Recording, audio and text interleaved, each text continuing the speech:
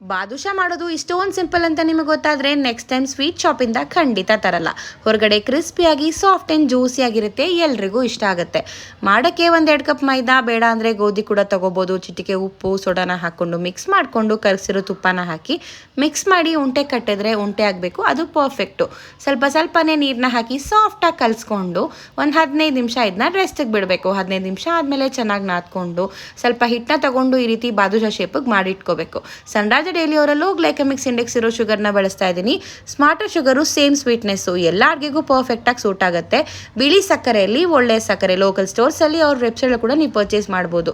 1.5 cup ಸಕ್ಕರೆ, 1/4 cup ನೀರನ್ನ ಹಾಕಿ ಸಕ್ಕರೆ ಎಲ್ಲ ಕರಗದ ಮೇಲೆ ಕೇಸರಿ ಹೂವು, ಏಲಕ್ಕಿ ಪುಡಿ, ನಿಂಬೆ ರಸನ ಹಾಕ್ಕೊಂಡ್ರೆ ಪಾಕ ರೆಡಿ. ನಾವೇನು ಬಾದುಷಾ ಮಾಡಿಟ್ಕೊಂಡಿದ್ವಲ್ಲ ಅದನ್ನು ಲೋ ಫ್ಲೇಮಲ್ಲಿ ಇಟ್ಕೊಂಡು ಕಾಯ್ತಾ ಇರೋ ಎಣ್ಣೆಗೆ ಹಾಕಿ ಈ ರೀತಿ ಗೋಲ್ಡನ್ ಕಲರ್ ಬರೋವರೆಗೂ ಸುಟ್ಟು ತೆಗೆದು ಪಾಕಕ್ಕೆ ಹಾಕ್ಕೊಂಡು ಒಂದು 20 ನಿಮಿಷ ಬಿಟ್ಟು ತೆಗೆದು ನಿಮ್ಗೆ ಯಾವ ನಟ್ಸ್ ಬೇಕಾದರೂ ಹಾಕ್ಕೊಂಡ್ರೆ ಬಾದುಷಾ ರೆಡಿ.